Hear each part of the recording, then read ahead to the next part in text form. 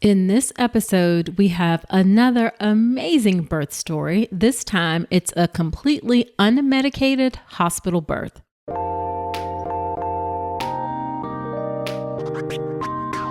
Welcome to the All About Pregnancy and Birth podcast. I'm Dr. Nicole Calloway Rankins, a board-certified OB GYN who's been in practice for nearly 15 years. I've had the privilege of helping over 1,000 babies into this world, and I'm here to help you be calm, confident, and empowered to have a beautiful pregnancy and birth. Quick note, this podcast is for educational purposes only and is not a substitute for medical advice. Check out the full disclaimer at drnicolerankins.com/disclaimer. Now let's get to it. Well, hello there. Welcome to another episode of the podcast. This is episode number 93. Thank you for being here with me today. So in today's episode, we have Brooke, who is sharing her beautiful birth story.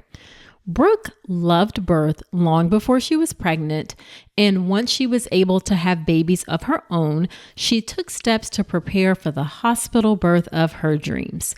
She was so inspired, in fact, by her own smooth-flowing labor and delivery that she wants other mamas to have a chance at this empowering experience as well. Brooke actually became a doula after her first baby, and she is a therapist and social worker who serves women and families in Hawaii. She lives on a farm with her husband, her 2 boys, and she's surrounded by lots of extended family. Now, Brooke had what she calls a pretty uneventful birth. In fact, she thought it may be too boring to be on the podcast, which is not, of course. But through her pregnancy and birth, she really listened to her body and she advocated for herself. She did things to really prepare for her birth. She does not consider herself to just be lucky. She really feels like she worked hard to get to that day. And even though the baby was a little bit early, her son was born at 36 weeks, she had nothing packed, nothing ready at home. Emotionally and spiritually, she was ready.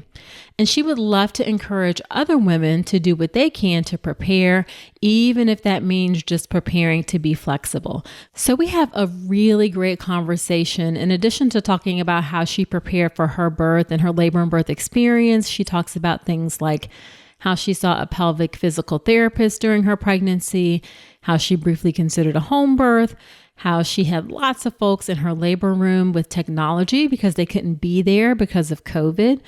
She talks about her experience with a doula, her experience including a modified laying in period and the postpartum period. So just tons of useful information in this episode. I really know that you're going to enjoy it. Now, so many of the things that Brooke talks about are things that I teach and that you will learn in my online childbirth education class, the birth preparation course. That includes things like mindset preparation, creating a supportive physical environment in your labor room, being flexible, trying different things like different techniques for coping with pain, different pushing positions. You can check out everything in the birth preparation course at drnicolerankins.com/enroll. There you'll learn about my beautiful birth prep process, which is my unique system that I use to ensure that you are calm, confident, and empowered to have a beautiful birth. So do check that out, drnicolerankins.com/enroll. All right, let's get into this birth story episode with Brooke.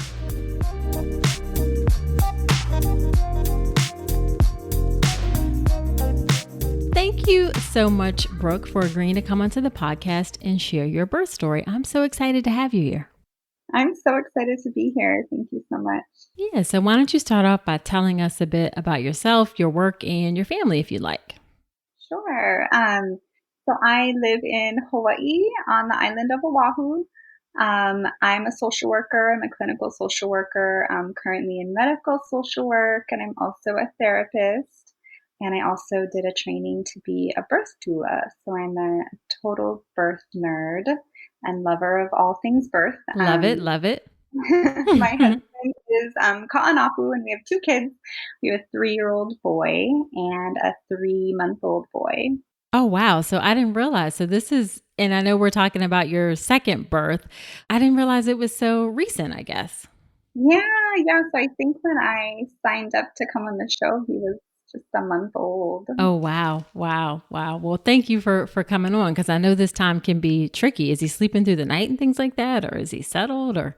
He's actually doing pretty well. He still gets up once or twice to nurse, but yeah, we're hanging in there. Okay. All right. All right. Well, why don't we have you start off by telling us a bit? Because in order to understand what the birth is like, I think we always needed to hear a bit about what the pregnancy was like. So, what was your pregnancy and prenatal care? What was that like for you? Yeah, I had a really uncomplicated pregnancy. It was good. Lots of cravings for sugary things, but nothing too crazy. I went to the same OB that I had with my first son, so I was comfortable with their practice. I like them a lot.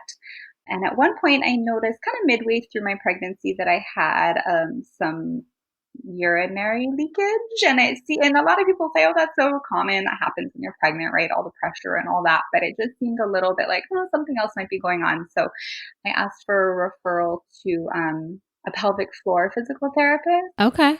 Yeah, and then so I was diagnosed there with, and I always butcher this word, but diastasis Uh huh. recti, just that abdominal separation, and so it was functional, so it wasn't too bad, but it was good that I went to her through my whole pregnancy um, to work on that, and then some pelvic floor stuff, which ended up being super helpful in labor. That is such a great idea. And something that we do not utilize enough is pelvic floor physical therapist. Absolutely. I am telling everyone I can about it because it was so helpful. Like my pushing and everything was a whole different story than the first time, and I think it was really due to going to see her. So, yeah, so that was pretty much it, and then I would say the only other kind of big thing with my pregnancy was that it was in the thick of COVID, right? So, how did that change things for you? It was just a weird time, like, a lot of uncertainties. I went from working out in the field, going to clients' homes, to being home, having a three-year-old home, being tired, because 'cause I'm Sure. pregnant, and not knowing, like, what are the hospitals gonna be like, when I go to give birth. In New York at that time, people were birthing alone at for a period of time, and so that was scary. So I did reach out to a midwife and I thought about doing a home birth. Oh, wow. And yeah, and I almost did. We kind of went back and forth for a while. I had some prenatal visits with her and she was amazing and actually gave me some great pregnancy tips along the way. But then ultimately we ended up going the hospital route. Okay. Okay. You just felt like at the end that was going to work better for you, or was it cost? Or I'm just curious what tipped you to Yeah, stay in the well, hospital. yeah, well, we're trying to move still to our we have a farm and we weren't sure when we were gonna move, and so I didn't know where we would be, and I didn't know which house we would be having the birth in. There was just, like, kind of Gotcha. a lot going on, and I felt like the hospital would just be a little more convenient. And my husband's a first responder, so he felt more comfortable with the hospital setting, and I wanted both of us to be on board. Okay. Yeah, that makes sense. That makes a lot of sense. So, let's talk about what you did to prepare for your birth. And I want to also talk about like when you submitted your story, you talked about how you felt like you were ready emotionally and spiritually. So, I would love to hear about all of the things that you did to prepare for your birth. Yeah, I think, gosh, what are some things I did? Emotionally, I did a lot of visualization from like the day I found out that I was pregnant. I Oh, would listen wow.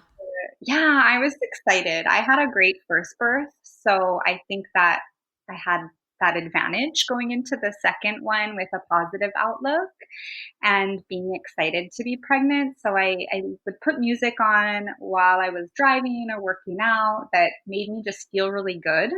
And then I would just visualize from start to finish what I wanted for my birth. And I did that a lot through my pregnancy. And then spiritually, just a lot of prayer. And I would try to meditate before I went to bed. Sometimes I would just kind of fall asleep. But just having that connection with my higher power with God throughout my pregnancy, helps get through the COVID uncertainties and just preparing for whatever is going to happen is going to happen, and just practicing surrendering, I think, was something that I did. I love that. I think one of the things that we underemphasize is how that mental and emotional, and if it's important to you, spiritual preparation is just as important as learning some of the other things about birth. As a matter of fact, it's like the very first lesson in my course is about getting your mindset in the right space, because it's really, really important. And it doesn't have to be something that's overwhelming, or like that is a lot of time or commitment. You just kind of incorporated it into your regular daily routine. Absolutely. Yeah. Yeah, for sure. For sure. And then was there anything, or were there things that you wanted for your birth? Yeah, I kind of did like a dream birth story. I wrote out like what probably can't happen, but in like a perfect world, what would I have? And then from there, I kind of took pieces and made a list of preferences. So some of the preferences I had was to have an unmedicated birth. Um, I definitely wanted, my husband to be there, and another woman. I just wanted that female comforting Mm-hmm. presence. That was really important to me. I wish that I could have had my mom and all my sisters there. I have three sisters, but due to COVID, that wasn't possible. So I had a doula, and she was amazing. So that was pretty much it. I just wanted unmedicated, as close to as natural as I could get safely, and then my support people. Right, right, right.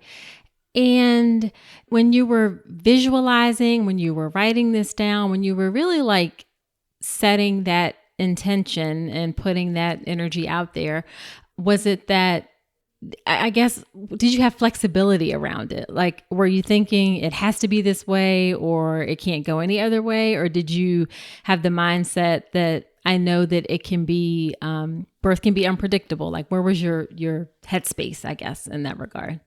I think I definitely was flexible with it. Yeah, I totally understand that it can be unpredictable. I was prepared that I could possibly give birth at home and then possibly be in the hospital for 2 days. So yeah, I think I was open to all the options. Gotcha. Gotcha. And did you ever discuss any of your wishes for your birth with your OB?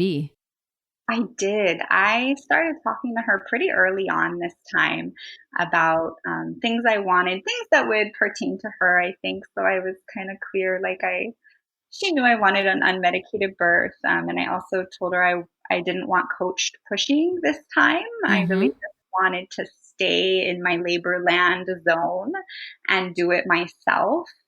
And so she was like, okay, yeah, we can do that. She was really open to the things that I wanted. Oh, good. So she was receptive to the things that you were saying. She was. I think, by the time I had my second baby, we had a pretty good trusting relationship that I felt like went both ways. Like I trusted that she was going to listen to me, and then I felt that she trusted that I could do it, which is so empowering. Absolutely. Absolutely. And did you know for sure that she was going to be there for your birth, or was it a possibility that it could have been one of the other physicians in the practice? Um, I think it could have been a possibility that it could have been someone else. There's a few other people, but she kept saying, I'm going to be there. I'm going to catch this baby, because she wasn't there for the first one. Okay. And she was there. So it worked Okay. out. Okay. Well, good. Good, good, good. So let's talk about what was your labor and birth like, all the details. All right. Yeah, so I went into labor kind of a week before I gave birth. And I just was starting to feel like things were opening up and things were changing and moving. But I was only at that time 36 weeks pregnant. So I was like, this is kind of early. But I told my doula, like, come over this week if you can and meet with my husband, because we had never met all together yet. Ah, gotcha. I think things are moving, kind of more quickly. So we did that on a Friday. And then on a Sunday, I had my baby shower. And it was really small due to COVID, but it was just a nice gathering. And I ate tons of donuts and but while I was there, I was feeling like kind of those cramping, like period-like cramps, and I hadn't had that throughout my pregnancy. So I didn't tell anyone. I just was sort of noticing it. And then around 4 p.m., we'd been there for a while. I was getting really kind of tired and my back was getting really sore. So my friend was massaging it and she was like, you're going to have this baby like really soon. And I was like, yeah, I know. So I went home and I tried to rest. And I called my sister and she was out with friends. It was kind of early evening. And I told her, if you're drinking, like, can you stop like drinking because I might need you to drive. I might need you to come over and watch our Right. 6-year-old. Like, we might be going to the hospital tonight. I don't really know yet. Right. Like, so sis, I need you to put the drinks down. Yeah, I need you to be prepared and ready to help. She was Right. like, okay. She was excited. She's like, okay. So I tried to rest and I couldn't, and I got in the tub and I couldn't really rest in there. It was definitely like the cramping contractions were probably every maybe 10 minutes or so. So I told my husband, I'm going to pack a bag and get yourself ready in case we need to go. So I packed a bag, and then by then it was maybe 7 o'clock, and I told my sister, like, okay, come over because I think we're definitely going to have to go. And I was texting my doula also, kind of giving her a heads up. And I got back in the tub, and that was something I really had wanted was, well, I would have loved to have a water birth, but they don't have birth tubs at the hospital. Right. Wanted to labor in there as much as I could.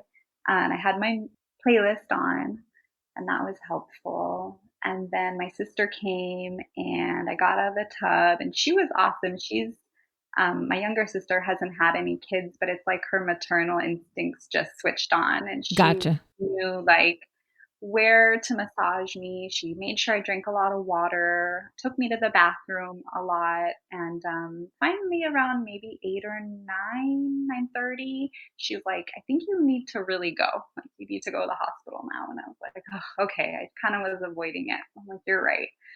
By then, my mucus plug. And a side note, can we have a new word for that? It was my least favorite birth word. But anyways, um, so that had came out. I was kind of starting to bleed, and so we were in labor. I was like, okay, I'm really having Right. this. And I was only 36 in 4 days, so I think I was kind of in denial. But he was ready, Gotcha. coming. We were going. So, And how far away do you live from the hospital? like 15 minutes. Okay, so it wasn't like you had to drive a terribly long time, so you knew you could get there pretty quickly if you needed to. Yes. So I came downstairs and my son was so sweet. He's like, "Oh, you're going to go to the hospital." He was excited. And then my niece was here and a couple of my husband's really close friends. They were all like having a party downstairs. So nice because in my like quote unquote dream birth story, that's what I wanted was just like everyone I love to just be like having a really good time around Right. you. Um, so it was really kind of cool. And then so we left, and my sister came, and my husband drove, and she kept giving me that counter pressure on my back because that felt really good through my contractions. And I had like a really kind of sense of humor. I was sort of getting maybe deliriously tired. I don't know, but I just was laughing at everything. It was kind of weird, but I was just sort of in this dreamy, happy space, and I was making and stuff. And so, anyways, we got to the hospital. She dropped us off, and I went into triage by myself because that was that COVID new rule. So I went in. My husband waited in the outside. They did the COVID test, which was pretty uncomfortable. Yeah, it's like a brain swab It almost, that thing. is. Yeah. Yeah, I was like, oh my gosh, yeah, I don't want to have to do that again. But we had that, and then the nurse was kind of, this was sort of like the only thing about my birth that that was kind of could have gone better was she was just kind of insensitive. Like I felt like I was going in for some kind of routine surgical procedure. It didn't feel warm or special at all, and maybe she was just having a bad day or something, I don't know. But she just was like, "Hey, lay down, fill this out. I'm going to give you this COVID test." And then she's like, "Hey, I need to check you." And I said, "Well, do you really need to?" She said, "Well, how am I going to know you're in labor?" I was like, "'Cause I am." But she checked me and she's like, "Okay, you're at a 7." I was like, "Oh, okay, well, that's good." So they admitted me, and then my doula and my husband came in, and Did you have to keep the same nurse or did you have a different nurse? she was the triage nurse. Okay.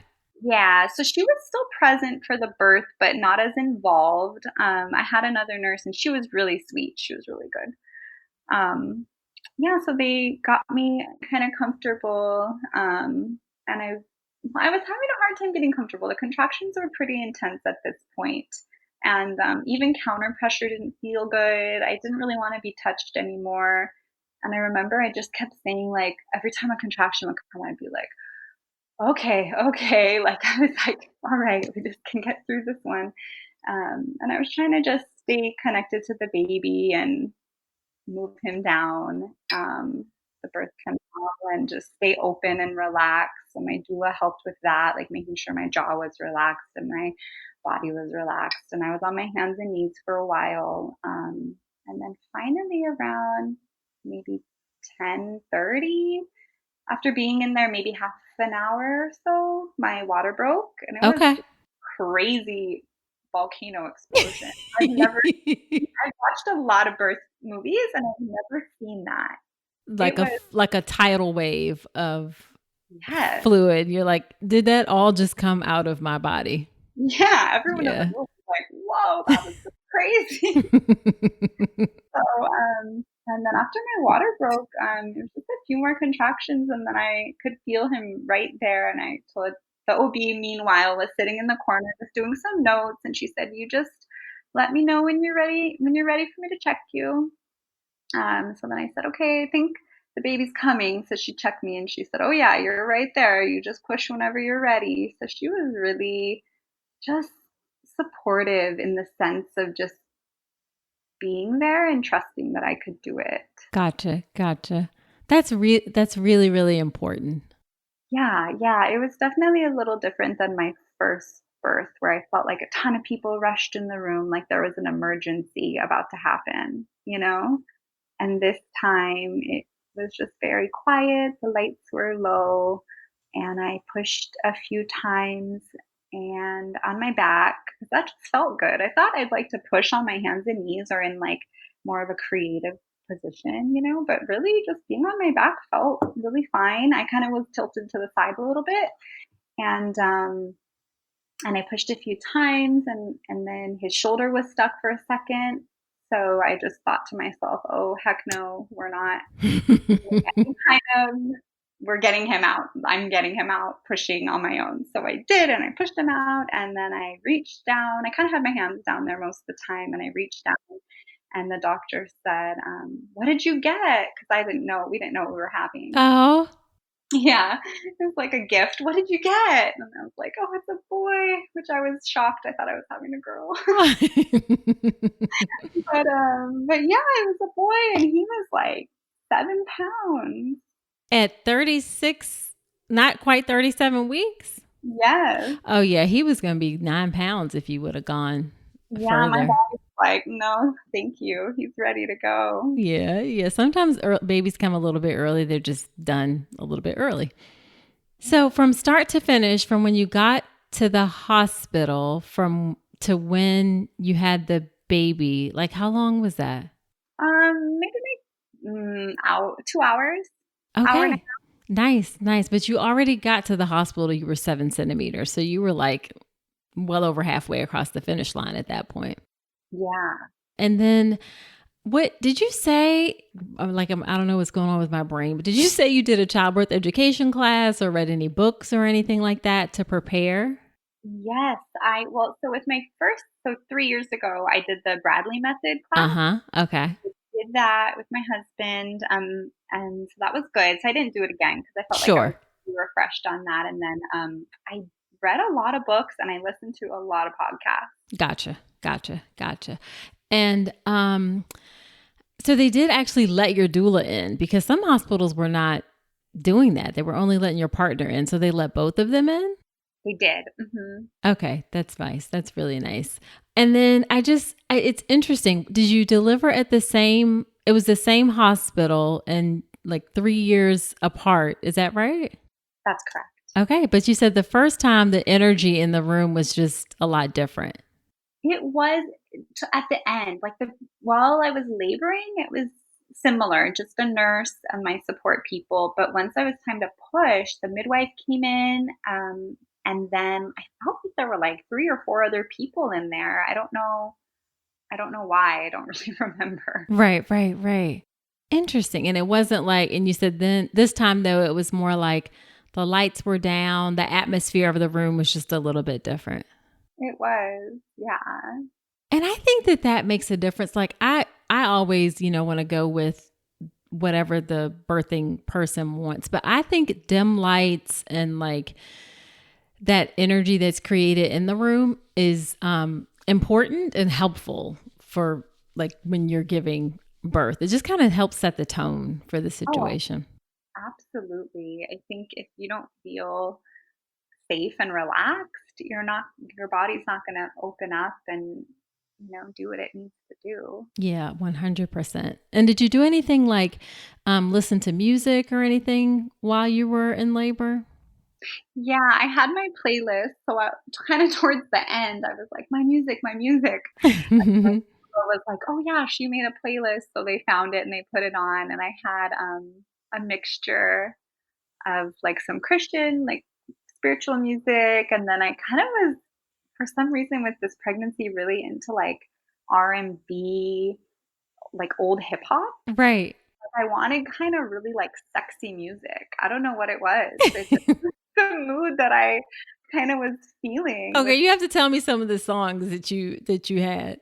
Oh my gosh, I'm the worst with thinking of songs names. Um, I don't know. I would have to go back and look. No, no, no, it's fine. I'm just curious. I just think that's hilarious that you might have like, a gospel music mixed in with Yeah, like the R&B with hip bump and hop. grind music. Yeah, that was kind of my vibe. Oh, now one of the things you mentioned in your story is that you had some folks there through technology. Like, who did you have there on video? Oh, yeah, my husband had, my sister that was at home with my son. So, they were watching, and he got to watch with her, so that was kinda cool. And then my 2 sisters live in San Diego, so they were watching, and my mom and her partner, and my husband's mom who lives on another island, and he had set up a Zoom meeting for them. Wow. Okay. And did that bother you? Did you even notice that they were there? You probably may not have. Um, Only at the very end, and they might have only been connected at the very end. The only person I heard was one of my sisters, and she was like, "You can do it. Good job, Brookie." And then I hear my other sister like, "Shut your mouth. She's in labor. Leave her alone."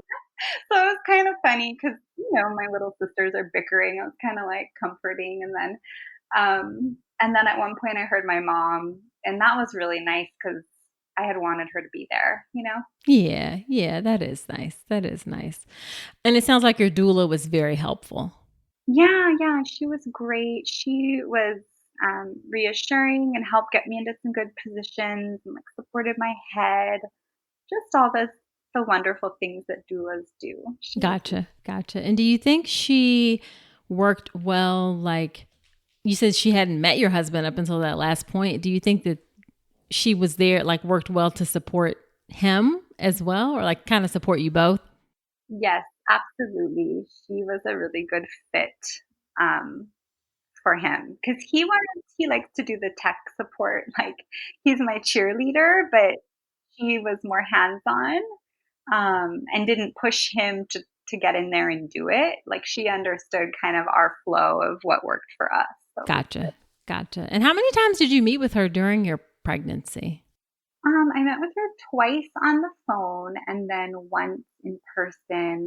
Um, and I knew her through friends, so we kind of are from the same circle of people. So I felt really comfortable with her. Gotcha, gotcha, gotcha.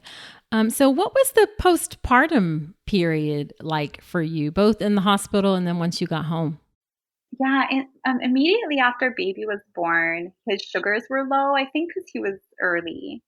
So that was a little scary only because they were saying if we can't get his sugars up, then we're gonna have to take him to the nursery and do an IV. And I was like, I really don't want that to happen. And I wouldn't have been able to go with him to the nursery because of COVID. So I was just working on nursing him, and he was kind of a lazy latcher at first. He was tired. So they were encouraging me to pump and syringe feed him. And I didn't really want to do that. I just kind of really wanted to work on getting his latch. But I did hand express into his mouth just to get him kind of like get the sugars going. And poor baby, they did a lot of heel sticks throughout that night and the next day. And then finally his sugars stabilized. Okay. And my husband stayed with me the first night, and then the next day he had to go back home and get our son and kind of get things going. So I stayed by myself. I stayed 2 nights, so I stayed by myself the second night and just rested. And the nurses were really awesome. I met with the lactation consultant 2 times, really just because I wanted her to reassure everyone that we were good and we could go because they were worried about his sugars and his weight was dropping a little and things like that. But she reassured me and the other nurses that the latch looked good and it would be okay. So we went home and yeah, just sort of jumped right into life. I really love the idea of laying in like for those 30 or 40 days after baby's born. But with a 3-year-old, it's a little tough. Yeah.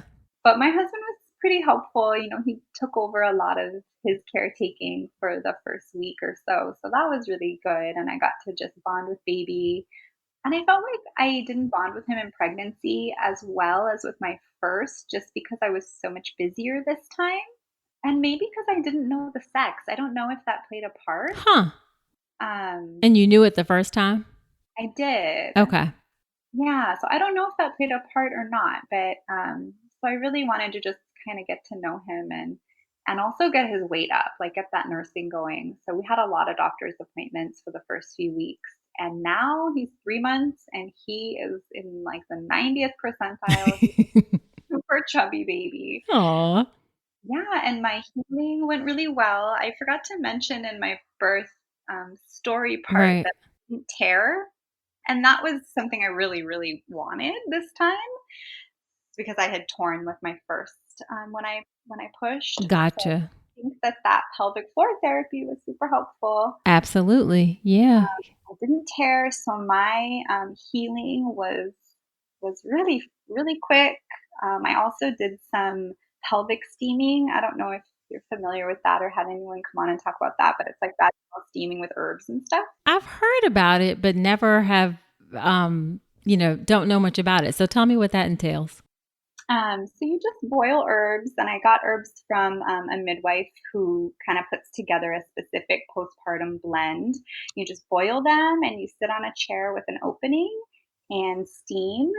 I started like a week postpartum and steam every day for like 20 days or so for like just 10 minutes, and it just helps with sort of safely and gently clearing everything out and really repairing those tissues and stuff. So it's just kind of a nice practice. Yeah. How do you make sure I feel like I've heard horror stories of like burns and things like that. Do you just obviously just make sure the water's not too hot? Yeah, and just Yeah. make sure it's a gentle steam, and if it's too hot for your hands, then don't sit, and just kind of make sure it's just warm but not hot. Yeah. Gotcha. And you did that every day for 20 days, you said? Although, yeah, and some days I would miss it because I just was like busy, but I tried to as much as I could. Yeah. Sure. Okay. Interesting. And did you do your first birth unmedicated as well? Yes.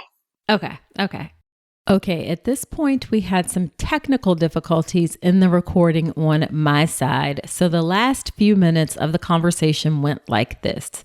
Here's how Brooke felt about her birth. I feel really good about everything. I don't think there's anything that I would have changed other than if I was going to be super nitpicky, the way that my triage experience went, it would have been nice, to have someone in there with me to continue supporting me because I was in there for about a half an hour by myself in active labor. And then when I got my IV, just as like a precautionary, how they place an IV, my hand was like falling asleep and tingly through the rest of my labor. And I wanted it to be taken out, but they were like, oh, we probably shouldn't, it's safe to keep it in. And I understand that. So I just let it stay. But it was just irritating, but wasn't a huge deal. And here is Brooke's favorite piece of advice that she would give to other pregnant women. To keep it broad, I would say just to make a big deal out of it. Like, birth is a big deal. And bringing a baby into this world is like one of the most important things we can do.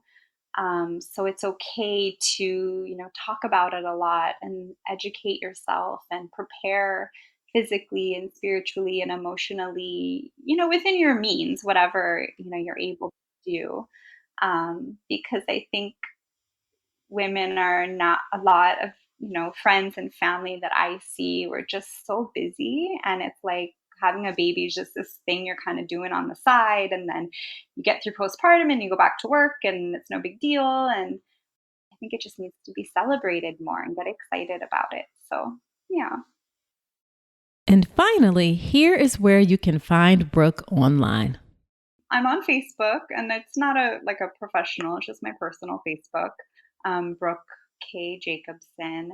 And then on Instagram, I have my kind of private practice up and coming site. It's called In Grace Services. I still have a little baby, but soon I'm hoping to offer doula services. And then I also am a perinatal mental health counselor. So I would love to work with new parents and mothers in that first year after baby and before during pregnancy too.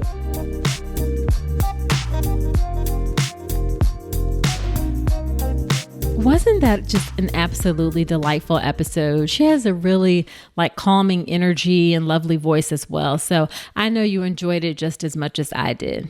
Now, after every episode, when I have a guest on, I do something called Nicole's Notes, which are my top 3 or 4 takeaways from the episode. And I actually had a hard time narrowing it down to 3 or 4 for this episode with Brooke, but here we go. All right. Number 1, Brooke approached preparing for her pregnancy in a really holistic fashion. So she did visualizations, she did meditation, she did prayer. She also saw a pelvic physical therapist for some physical preparation. She, of course, knew the things like how to push and the stages of labor and sort of what to expect as well. It's really important that you have that holistic preparation. That is how you have the best chances of having a really beautiful and fulfilling birth experience. Now, this does not have to be overwhelming. You don't have to be studying books or reading or doing things every single day. You just do a little bit here, a little bit there to get yourself ready and prepare. That holistic approach is really, really important. We know that mindset is important. That's one of the things, it's actually the very first lesson of my course, the birth preparation course. We know that there's that mind-body connection, so that's important. That physical preparation is important. You may not necessarily go to a pelvic physical therapist, but even just moving your body, whether it's walking, whether it's yoga, some sort of exercise is helpful as well. So that holistic preparation is key. Number 2, Brooke discussed her wishes for her birth with her care provider. This is something that I strongly recommend. It's something that I teach in my free online class on how to make a birth plan that works. You can check out that class at drnicolerankins.com/register. But really your birth plan, birth wishes, although they are about putting down what you want for your birth, making your birth wishes should really be a process of discussing what you want for your birth with your care provider so that everyone is on the same page, so that when you go into your birth, you know that you have a team of people who are there to support you in the things that you want for your birth. So it's really important to discuss those birth wishes with your care provider. If you show up with that birth plan at the hospital, that can often be too late, really, in order to really make sure you get the birth that you want. I'm not saying that it's always going to be bad if you show up like that, but you have a better chance of having the birth that you want if you discuss those wishes during your pregnancy. And I teach you how to do that inside that free online class, How to Make a Birth Plan That Works. That's drnicole.rankins.com/register. And then the final thing I want to say is I really appreciated how Brooke was open and flexible to trying different things to find things that work. She talked about how counter pressure initially worked and then later it didn't work. She talked about how it actually worked for her to push on her back, even though she thought it wasn't going to work pushing on her back. Really, that flexibility is key. There is no cookie cutter approach to how you can have labor and birth. You really need to be flexible and open to all of the possibilities. So I suggest you don't say things like, I don't want to push on my back, or I only want to push on my side, or I only want this, or I don't want that. You really need to be open to all of the possibilities, because honestly, you will not know what you want in the process until you get there. I actually just recorded an episode yesterday, a birth story, and she talked about how she really thought she was going to want massage, but in the moment, she didn't want anybody to touch her during the labor and birth. So really being flexible and open is key, but also knowing what your options and possible things are that you can try is just as important. So flexibility, being prepared, knowing your options, really, really, really super important. Goes back to that holistic preparation. All right, so that is it for this episode of the podcast. Be sure to subscribe to the podcast wherever you're listening to me right now, Apple Podcast, Google Play, Spotify. If you feel so inclined, of course, I would love it if you leave an honest review in Apple Podcast. It really helps the show to grow. The show is growing leaps and bounds in the last few months in particular. I know that it's all thanks to you and you spreading the word and you leaving reviews. I so appreciate it. I just recently crossed 350,000 total downloads, and that is just so amazing. And I'm appreciative and grateful of all of you who give me a little bit of your time to listen. So if you leave that review in Apple Podcasts, we can help even more women find the show as well. Now, don't forget to check out the resources that I talked about, the free online class on how to make a birth plan that works. You can get that at drnicole.rankins.com/register, or if you're ready to dive all the way in, check out the birth preparation course. That's drnicole.rankins.com/enroll. You get lifetime access to the course, so you enroll now and you can have it for all your future pregnancies. There's also a 30-day money-back guarantee. So if you're not happy with it, you can get your money back within the first 30 days. Now, next week on the podcast, we're talking about one of my favorite things, and that is prenatal yoga. So do come on back next week. And until then, I wish you a beautiful pregnancy and birth. Thanks so much for listening to this episode of the All About Pregnancy and Birth podcast. Head to my website, drnicolerankins.com, to get even more great information, including free downloadable resources on how to manage pain and labor and warning signs to look out for after birth. You'll also find information on my free online class on how to make a birth plan that works, as well as everything you need to know about my signature online childbirth education class, the birth preparation course.